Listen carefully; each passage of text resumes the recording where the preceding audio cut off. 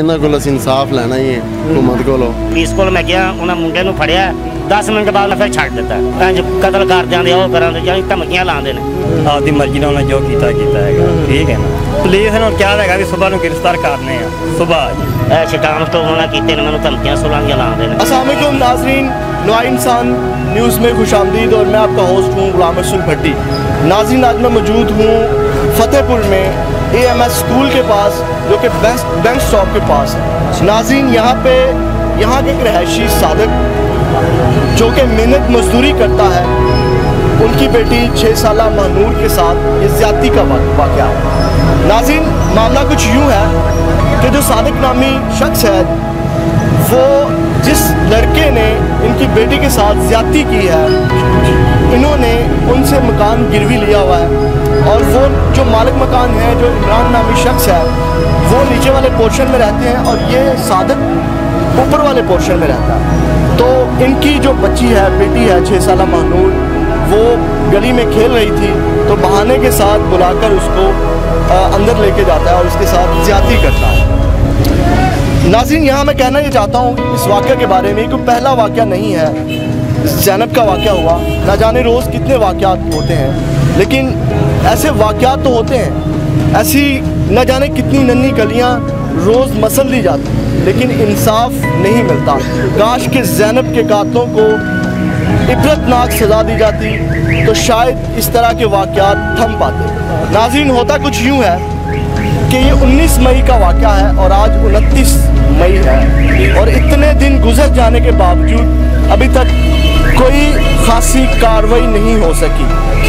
मेरे पास FIR है, इसमें ये मेहनत मजदूरी करने वाले शख्स हैं और इनका कहना है कि जो मुलज़म पार्टी है, जो इमरान है, जिसने इनकी बेटी के साथ ज़्यादती की है, उनके साथ मिलके FIR भी इनकी गैर मौजूदगी में काटी गई और वो सुलह के पैगाम इनको भिजवाते रहे, जो कि वो भी मेरे पास है स्टाम्प की कॉपी। उसमें भी बाकायदा इन्होंने अपने पास स्टाम्प बना के इनको उन्होंने ज़बरदस्ती या इनको कहा कि इस पर साइन अंगूठे कर दें ताकि ये मामला, ये केस आगे कार्रवाई ना हो सके। तो नाज़रीन, मेरे साथ अहले मोहल्ला भी मौजूद हैं, उनके वालिद साहब भी मौजूद हैं, तो उनकी ज़ुबानी जानते हैं कि असल वाक़या क्या है। जी सादिक साहब, बताइएगा कि असल वाक़या क्या है, हुआ क्या है? असल वाक़या ये 19 तरीक ਨੂੰ ਨਾ ਬੰਦੇ ਨੇ ਵਾਕਿਆ ਕੀਤਾ।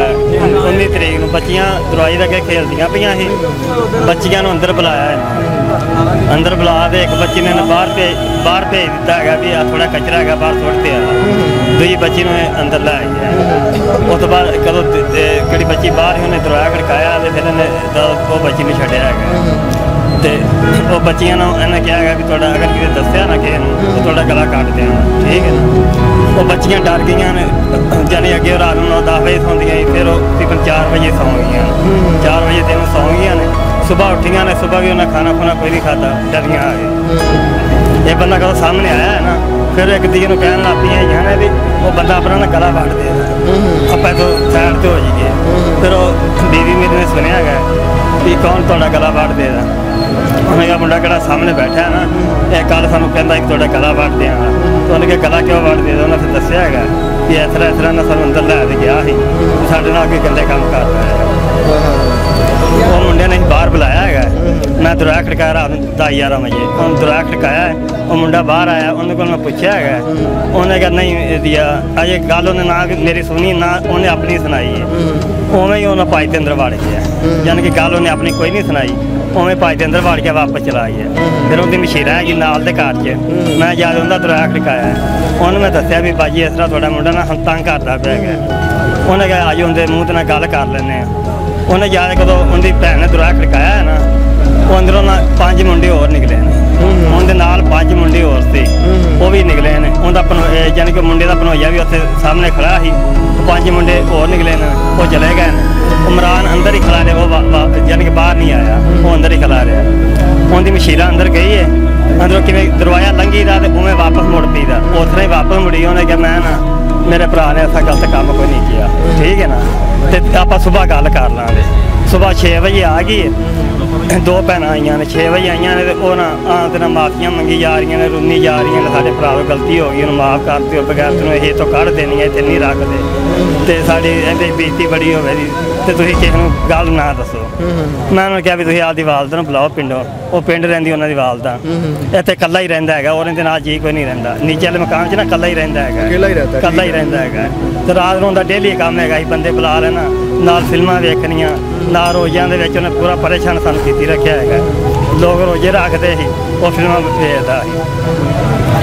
ਤੇ ਉਹ ਚਲੀਆਂ ਗਈਆਂ ਨੇ ਸ਼ਾਨ, ਉਹਨਾਂ ਦੀ ਮਾਂ आई, ਉਹਨੇ भी ਇਹੋ ਗੱਲ ਕੀਤੀ हैगी है। अच्छा, जब आपको ये पता चल गया कि ये सारा मामला है, वो सुलह की बात करते रहे, तो आपने पुलिस को फिर कब बताया?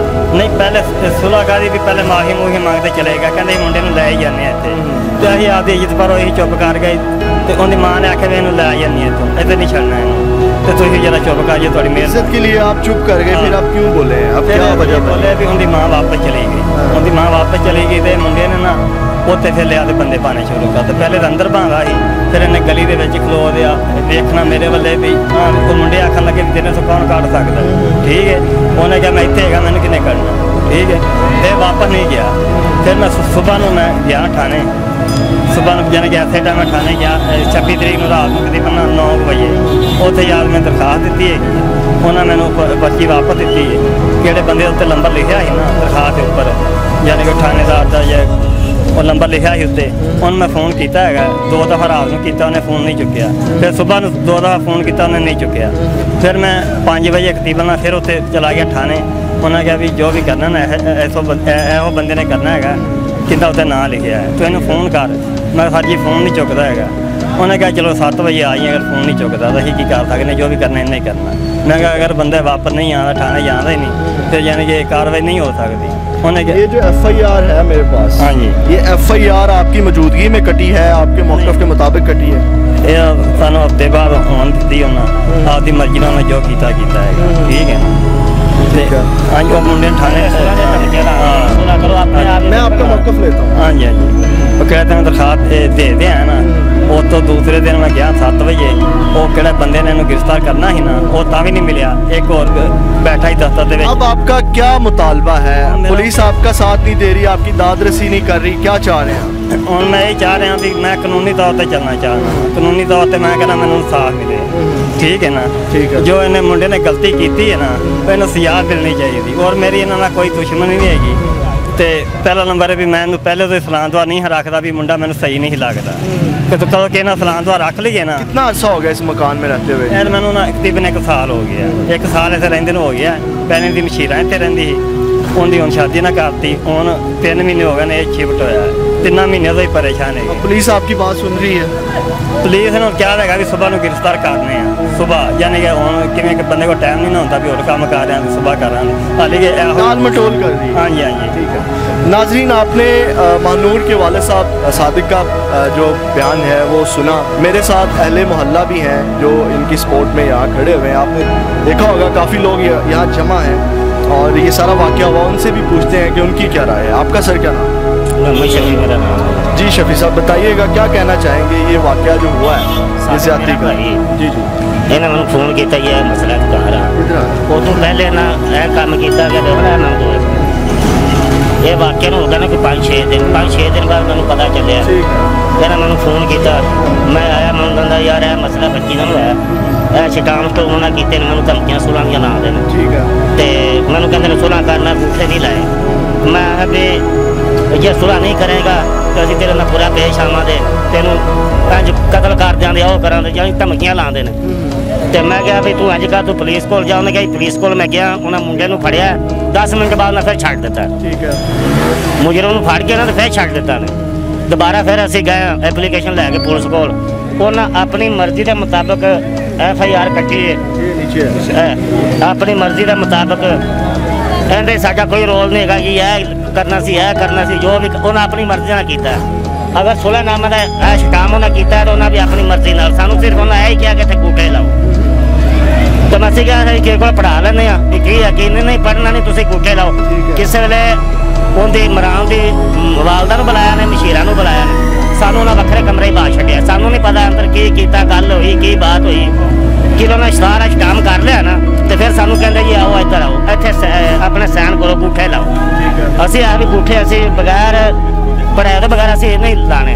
वो असी पढ़ाया तो उत्ते लिखा सुलानामा जी इंज इमरान है गली च नहीं आएगा महला छड़ देगा इंज हो जाएगा 3 महीने च असीं तुहानूं 4.5 लाख रुपया का गिरवी लिया है ना साडे मकान च बैठे हो ये असीं तुहानूं 3 महीने वापस कर देंगे 3 महीने साडा बंदा नहीं इधर आएगा तो 3 महीने बाद तुसीं साडा मकान खाली कर दिया जी वो गल तय हो गई वो गल वो वालदा उन्दी चली गई मुंडे ने वो कहना इमरान नाम का बंदा उन्हें 4-5 बंदे होर लिया के पहले अपने कमरे ही बहादा सी फिर सामने गली दे विच बहाने शुरू कर दिते साडे किसी बच्चे बाहर निकलना असीं खुद निकलना पापा घूरना लो जी मैं बंदे लिआंदे ने साडा मकान तुसीं किवें कढ दो सानूं इत्थे इत्थों फिर असीं पुलिस कोल गए थाने गए SHO कोल SHO ने आखिर दिता जी है तुसीं इहदा ना परचा करो यह परचा उन्हें किया अपनी मर्जी ने सामने पता उत्ते की लिखीचा की नहीं लिखीचा है ठीक है असीं ये चाहते हैं कि सही कानूनी कार्रवाई की जाए सही इहदे नाल इहदा परचा किया जाए FIR सही तरीके नाल कट्टी जाए यह किहड़ी FIR ना कीती साडा ज़हन मुतमम नहीं ठीक हो जी सर आपका नाम मोहम्मद नदीम। नदीम साहब बताइएगा ये जो वाक़या हुआ है इसके बारे में आप क्या कहेंगे आप यहाँ पे खड़े हैं इनकी सपोर्ट पे इनकी बेटी के साथ ज्यादती हुई है तो इसके बारे में आप क्या कहेंगे जी ਅਸੀਂ ਇਹਨਾਂ ਦੇ ਮਹੱਲੇਦਾਰ ਹੈਗੇ ਆ ਭਾਜੀ ਤੇ ਪਹਿਲੇ ਵੀ ਅਸੀਂ ਸੁਣਿਆ ਸੀ ਕਿ ਉਹਨੇ ਬੱਚਿਆਂ ਨਾਲ ਜ਼ਿਆਦਤੀ ਕੀਤੀ ਹੈ ये अपनी हरकतें भाई चलो ਆਪਾਂ ਤੇ ਉਹਦੀ ਵਾਲਦਾ ਨੇ ਇਹ ਗੱਲ ਕੀਤੀ ਹੈ ਕਿ ਅਸੀਂ ਨਾ ਇਹਨਾਂ ਦੀਆਂ ਹਰਕਤਾਂ ਤੋਂ ਮੁੰਡੇ ਨੂੰ ਇੱਥੇ ਲੈ ਕੇ ਆਏ ਹਾਂ ਤੇ ਇੱਥੇ ਵੀ ਨਹੀਂ ਬਾਜ਼ ਆਉਣ ਰਿਹਾ ਤੇ ਉਸ ਤੋਂ ਬਾਅਦ ਉੱਤੇ ਮੁੰਡਿਆਂ ਨੂੰ ਜਾ ਕੇ ਨਾ ਤੇ ਚਰਸ ਪੀ ਰਿਹਾ ਸੀ ਤੇ ਮੇਰਾ ਨਾਲ ਮਕਾਨ ਹੈਗਾ अच्छा आपका घर उसके घर के साथ ਸਾਥ ਤੇ ਮੈਂ ਉਹਨਾਂ ਨੂੰ ਰੋਕਿਆ ਤੁਸੀਂ ਇੱਥੇ ਇੰਨੇ ਮੁੰਡੇ ਕਿਉਂ ਖਲੋਤੇ ਮੇਰੀ ਨਾਲ ਫੈਮਿਲੀ ਹੈਗੀ ਅੱਗੋਂ ਗੱਲ ਪੈਣ ਨੂੰ ਆਏ ਨੇ ਫਿਰ ਮੇਰਾ ਵਾਲਦ ਮੇਰੇ ਭਾਈ ਅਸੀਂ ਫਿਰ ਸਿੱਧੇ ਹੋ ਗਏ ਉਹਨਾਂ ਨੂੰ ਫਿਰ ਉਹ ਚੁੱਪ ਕਰਕੇ ਥੱਲੇ ਉਤਰ ਗਏ ਫਿਰ ਉਹ ਬਾਹਰ ਮੋਟਰਸਾਈਕਲ ਤੇ ਖਲੋ ਕੇ ਕਦੀ ਗੰਦੀਆਂ ਫਿਲਮਾਂ ਲਾ ਲੈਂਦਾ ਕਦੀ ਇਹ ਨਹੀਂ ਉਹਨੂੰ ਖਿਆਲ ਕਿ ਜ਼ਾਨ ਹੋ ਰਹੀ ਹੈ ਇੰਨਾ ਕੋਈ ਬਦਤਮੀਜ਼ ਲੜਕਾ ਹੈਗਾ इस वाक़या के बारे में बताएं ये वाक़या हुआ है क्या आपने देखा है सुना है क्या सीन है सर सुना है कि बच्ची ना जास्ती हुई है